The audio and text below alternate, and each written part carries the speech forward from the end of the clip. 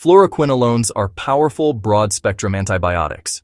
Cipro, Levoquin, Avelox, and their generics. They save lives. But there's a side of the story many people never hear until it's too late. Since 2016, the FDA has said these drugs should be reserved for cases where no other options exist, because of disabling and potentially irreversible side effects across multiple body systems: central nervous system, tendons and muscles, peripheral nerves, vision, and other systems. They've also warned of rare but serious risks like aortic aneurysm or dissection. Data suggest about a twofold increase in risk in certain patients. Why would an antibiotic do all that? Here's the surprising part. Fluoroquinolones don't just hit bacterial DNA machinery. They can interfere with ours, specifically the tiny power stations inside our cells, mitochondria. Two lines of research make this clear. First, Ciprofloxacin has been shown to inhibit mitochondrial topoisomerase (SU). That enzyme relieves DNA supercoiling so replication can begin. Block that, and mtDNA replication stalls. Transcription drops, copy number goes down, cells can't make enough new mitochondria.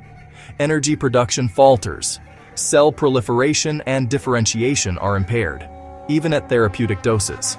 Second, chemical proteomics has mapped direct off-targets in mitochondria. Studies identified interactions between fluoroquinolones and AIFM1. AIFM1 destabilizes key electron transport chain complexes. Complex I, complex IV. That bottlenecks the cell's energy pipeline. At the same time, IDH2 gets pulled into rescue mode via reverse carboxylation, but if IDH2 is also inhibited, oxidative stress spikes and toxicity worsens. Put simply, less energy, more reactive oxygen species, and a stressed defense system. These mitochondrial hits aren't just lab curiosities. In human retinal cells, clinically relevant ciprofloxacin exposure increased apoptosis markers. It raised baseline oxygen consumption, like an engine revving harder to go the same speed, and it lowered mitochondrial DNA copy number. That's a recipe for chronic fatigue, neuropathy-like symptoms, and multi-system complaints some patients report. In 2015, an FDA epidemiologist described a pattern called fluoroquinolone-associated disability, FQAD, when adverse events hit 2 or more systems and persist at least 30 days after stopping the drug.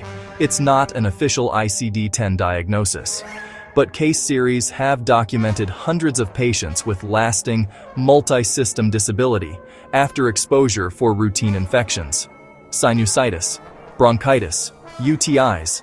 Context matters. The absolute risk for many of these events is low, and these antibiotics can be appropriate, even life-saving, in serious infections. But when safer alternatives exist, regulators say they should come first. So here's the take-home. Fluoroquinolones can impair mitochondrial DNA replication and disrupt electron transport. If you're prescribed one, ask, is there a safer, effective alternative? What's my personal risk? For example, do I have aneurysm risk factors, tendon issues, or a history of neuropathy? And if you develop new symptoms, tendon pain, numbness, confusion, severe fatigue, contact your clinician immediately. Early recognition matters. Antibiotics are essential. The goal isn't fear, it's informed choice. Use the right drug for the right bug at the right time, and protect the tiny power plants that keep you running.